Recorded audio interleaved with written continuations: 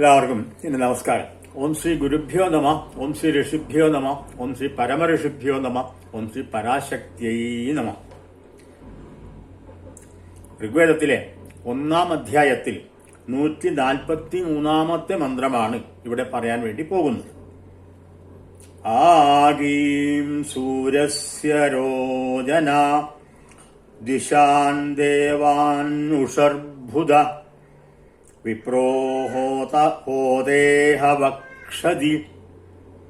അന്വയം: വിപ്രഹോതാ ഉഷ ബുധ വിശ്വാൻ ദേവാൻ സൂര്യസ്യ രോചനാൽ ഇഹ ആഗീം വക്ഷതി. അതാണ് അന്വയം.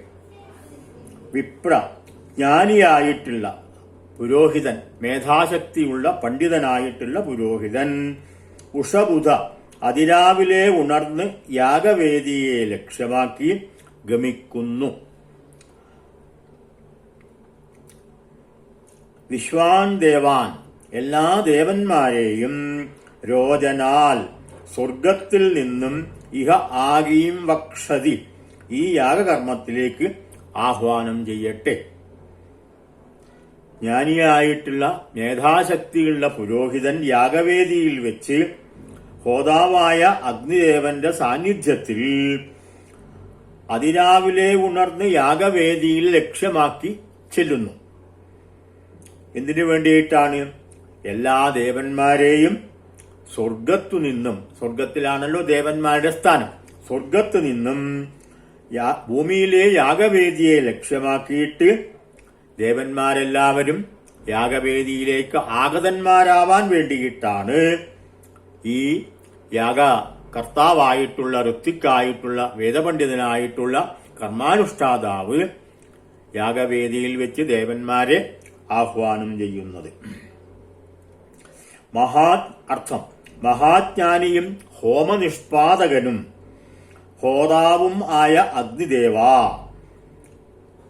പ്രാതക്കാലത്ത് ഉണർന്ന് ബ്രാഹ്മമുഹൂർത്തത്തിൽ തന്നെ യാഗകർമാനുഷ്ഠാനത്തിൽ ഭാഗവാക്കാകാൻ തയ്യാറായി നിൽക്കുന്ന എല്ലാ ദേവന്മാരെയും അങ്ങ് യാഗവേദിയിലേക്ക് സ്വർഗലോകത്തു നിന്നും ഭൂലോകത്തിലേക്ക് ആഹ്വാനം ചെയ്ത് വരുത്തിയാലും. അഗ്നിദേവനോടാണ് പറയുന്നത്. എന്താണ് പറയുന്നത്? മഹാജ്ഞാനിയും ഹോമനിഷ്പാദകനും ഹോതാവും ആയിട്ടുള്ള അഗ്നിദേവൻ.